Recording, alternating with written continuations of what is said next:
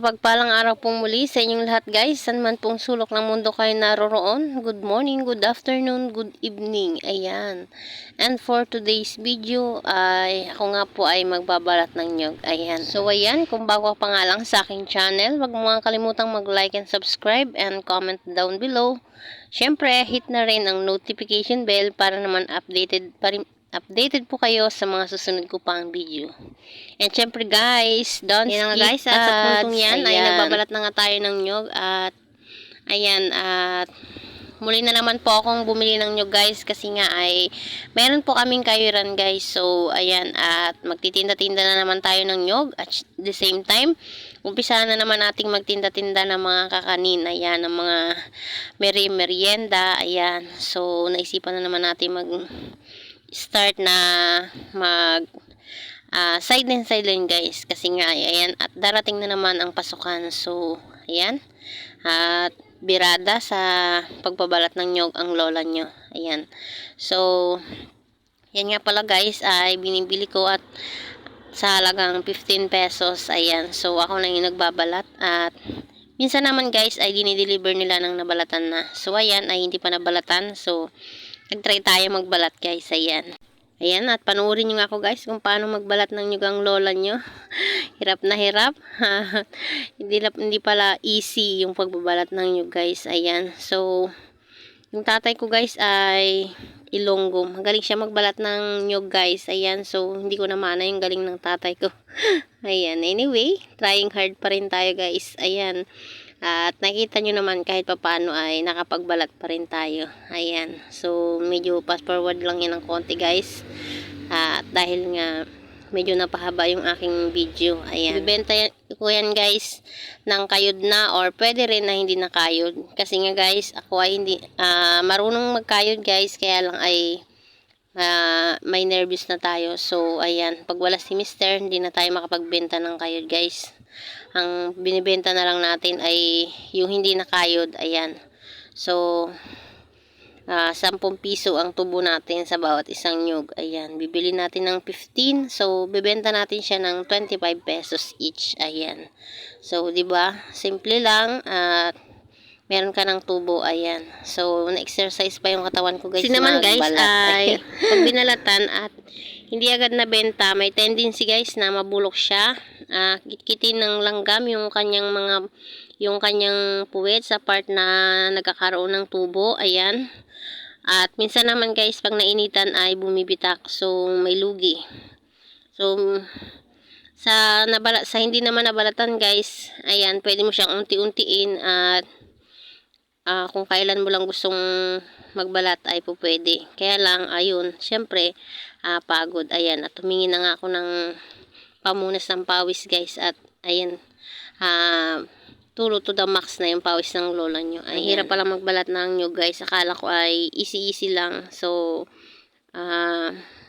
anyway, ang mahalaga ay natuto tayo magbalat. Yan pala lahat ayan. Guys ay 30 pieces. So ayan, at sa sobrang pagod ko, hindi ko po lahat yan nabalatan guys, ayan.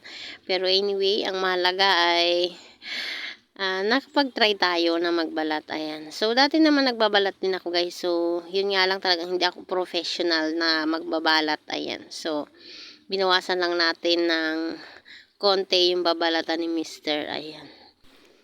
So ayan guys, isa pong extra income ay pagtitinda ng nyog, ayan. So kung sarili nyo yung puno, 'di ba? Kung bibenta nyo ng 25 pesos isa, so malaki na yung inyong kikitain sa 10 piraso guys, mga 250 pesos. Pwede rin na kayong mamakyaw, katulad ko, namamakyaw lang ako guys. So ayan, at papatungan ko lang ng 10 pesos. So another income na naman. Kahit na hindi ganun kalaki yung kita natin, at least ay meron po tayong nadadagdag sa ating ekonomiya guys, ayan. So kailangan lang ay talagang tiyaga-tiyaga lang guys, ayan. Nung hindi pa ako nervous guys, ayan, so nagkakayo din tayo, kaya lang ngayon talaga ay sobrang nervyos ako na. Natatakot na akong magkayod, baka makayod na yung mga daliri ko guys, ayan. So ngayon ay balat-balat na lang tayo guys, ayan. So napakahirap pa lang magbalat ng nyug. Na ngayon ko lang na ano na, sobrang hirap at sobrang sakit sa kamay. Ayan.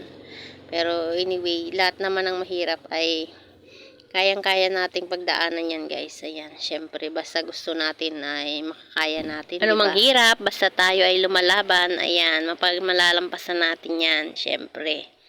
Kaya ayan. So, balat to the max tayo dyan, guys. Ayan. At kita nyo naman, kahit papano ay nababalatan din naman. Yun nga lang, medyo matagal-tagal bago ako makaisa. Kasi nga ay ang hirap mong balatan, guys. Ayan. So, kahit papaano, may madadagdag na ako sa pambenta ko bukas. Ayan. At hindi na tayo masyadong mahihirapan. Meron na tayong ibibenta. Ayan. Yun nga lang, talagang hindi na tayo makapagkayod dahil ninervous na, guys, yung lola nyo sa kayod-kayod, guys. Ayan. Malala na yung nervous natin. So, double purpose nga yung ating pagtitinda, guys. So, pantinda nga at saka panggamit na rin. Magluluto-luto tayo ng mga binignit, yung bilo-bilo, suman-suman, ayan, mga kung ano-ano, guys, na kakanin na nilalagyan ng nyug. Ayan. So, pantinda at syempre, balak ko na naman magtinda-tinda sa school. Kaya, umpisa na naman tayo, guys. Ayan. So, kailangan ngayon ng todo kayo dahil nga ay dalawa na yung college natin, guys. Mali pala, guys. Isa yung college ko pala, guys. So, grade 12 yung pangalawa ko. Ayan. So, lahat sila ay nag-aaral kaya kailangan natin ng extrang mapagkakakitaan. Ayan. So, ayan, at medyo pinaspasan pa natin. Ayan. So, magiging setup ko na naman pagdating ng pasukan ay luto-luto na naman tayo at deliver sa school. So, ayun. Pagdating ng hapon, yan, meron na tayong tubo, syempre. Ayan. At meron ng pambaon yung mga estudyante. Dagdag income. Lalo na ngayon, guys. Diyos ko. Wala nang 50 pesos na bigas dito sa amin, guys. 52 pesos na ang pinakamababa. Aroy. Ang trabaho ng tao, ang arawan or yung labor ng tao, hindi tumataas, guys. Pero yung mga paninda, guys, ay sobrang taas na. Ano pang mabibili ng 500 pesos mo? May silbi pa rin pala, guys, pero ibig sabihin ay konti na lang pala yung ating mabibili. Merong silbi. Sorry lang. Ayan. So, 500 pesos a day ang kita mo sa pagle-labor. So, paano mong hatiin sa 5 anak? Baon ng 5 anak mo, guys. Siyempre, kanin at ulam sa maghapon. Ayan. Nga talaga pag isa lang yung mag-work po sa pamilya. So, kailangan ngayon ay dobling sipag, dobling kayod. Ayan. So, kailangan laging malakas para laging fight, guys. Ayan. So, sabi nga, wag lang susuko. Always pray and never give up. Diba? Ayan. Ganyan lang ng buhay. Siyempre, darating din yung time na bibigay sa atin, Lord, yung ginhawa. So, una-una lang tayong magtsatsaga. Lagi lang po tayong wag bibitaw. Ayan. Kapit lang lagi sa Lord. So, ayan. At makakaraos din tayo, guys. Diba? Napunta na naman yung pagbabalat ko ng nyug sa drama. Anyway, guys. Para naman maano kayo, guys. Malibang kayo habang pinapanood nyo yung pagkakayod natin ng nyug. Ayan.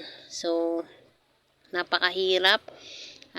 Syempre ay kailangan talaga ng effort yung pagkakayod ng nyug, hindi basta-basta. Syempre, gusto ko rin naman talaga na maranasan yung mga bagay-bagay sa mundo kung mahirap ba o paano ba, 'di ba? So, halimbawa wala tayong katuwang, wala tayong kasama. So, kung marunong tayo, hindi na tayo aasa sa iba, guys. So, alangan naman mag-upa pa tayo na babalat ng nyug. Di madadagdagan na naman yung mababawasan pala yung ating income, 'di ba? Sa halip na income na natin, ibabayad pa natin sa magbalat ng nyug, guys. Syempre, guys, natural lang talaga na mahirapan tayo dahil ayun, ang mundo ay puno talaga ng pakikibaka.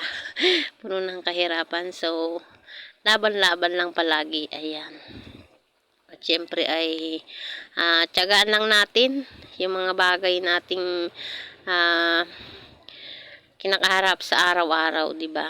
So lahat ay matatapos natin. Ayan. So kita nyo kahit nahirap ako magbalat, so talagang fight pa rin. 'Di ba? So wala, hindi ko kasi guys namana yung karunungan ng tatay ko sa pagbabalat ng nyug. Ayan. So yun po ay Bisaya. Sa kanilang lugar sa Panay Capiz ay maraming mga nyug. Ayan. So ako lang yata yung ignorante sa pagbabalat guys. Ayan. So ayan, may rasyon na tayo ng inumin at inuhaw nga tayo guys.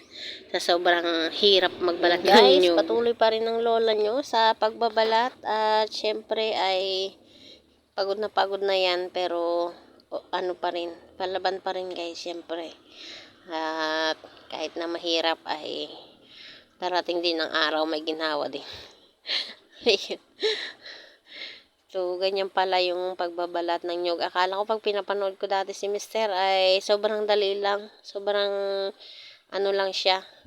Kaya lang ayan, kita nyo nakipaglaban pa ako sa nyug. Hinihila-hila ko ng malakas para matanggal yung mga bunot niya. So, ayan. May rasyon pa tayong kape. Akala ko sobrang ano lang pagbabalat ng nyug. Sobrang dali lang. Ang hirap din pala. Ayan. At least naranasan natin at syempre maano na natin. Alam na natin yung experience at syempre kaya na natin, 'di ba? Yun yung importante dun, guys. Hirap man o madali, guys. Ang importante ay kinakaya natin at tinatry natin yung best natin. Ayan, o, 'di ba? Nakailang piraso na rin tayo diyan. Ang haba na nung video pero ilang piraso pa lang yung ating nabalatan guys kasi nga ay talagang hirap na hirap ako sa pagbabalat. Pero ang importante guys ay nabalatan ko naman, 'di ba? Nakapagbalat naman ako at yun na. Medyo ayos naman, hindi naman naputol yung daliri ko diyan. Ayan. Sayang kasi guys at hindi ako marunong niya ng ganyan. Hindi ako magaling. Ayan. So, kahit pa paano, kahit hindi tayo sobrang galing ay nakapagbalat naman tayo, na try naman natin, diba? Naranasan natin kung paano ba gawin. Ayan. So, talagang hindi ko na lang ngayon kaya ay yung magkayod ako guys sa kayuran kasi nga ay ninenervous na ako. Yung kayuran kasi namin guys ay hindi kuryente. Yung may, ano guys, may makina. So, malaki po yun siya guys, yung kanyang dayo, ano bang tawag doon, makina. So, kaya mabilis siya, so nakakatakot, kaya naninervous na ako lalo ngayon. Matindi na guys yung nervous ko. Yan, hindi na ako makapagkayod guys. Yan, so mahirap pala yung nagiging nervyosa. Madalas kasi akong nagugulat guys yun. Pag nagugulat ako ay naninikip yung dibdib ko. Ayan. Kaya ayoko nang humawak ng mga bagay na natatakot na ako. Tulad guys ng pagmumotor, hindi na ako makapagmotor kasi nga ay nininervous na ako guys. Ayan. Kaya nga guys, pati sa pagkakayod ng nyug ay nervous na ako ngayon guys at hindi ko na kayang magkayod. Hindi kagaya dati na talagang kumakayod ako guys. Kaya nga guys, nalulungkot yung mga bumibili pagdating na magpapakayod sila ay hindi ko talaga makayod kasi nga pag wala si Mister ay wala talaga magkakayod guys. So lalo ngayon at umuwi na yung binata ko sa Mindoro. Doon na muna siya sa nanay at tatay ko mag-aaral. So yun, sana marunong na rin siya magkayod. May naasahan ako magkayod pag wala yung papa niya. Kaya ngayon guys ay pasensya muna yung mga nagpapakayod ng nyug ng oras na wala yung Mister ko. So hindi na ako makapagkayod guys kasi nga ay grabe na yung nervous ko. Ayan, kahit na panluto ko ay hindi ko na kayang kayurin. So ayan nga guys, at kahit pa paano meron din tayong nabalatan, nakasyam na piraso rin tayo guys. Ayan, at yung huling binalatan nga natin ay buo pa yung bunot. Ayan, so hanggang dito na lang guys. Mega love shout out everyone. God bless, bye bye.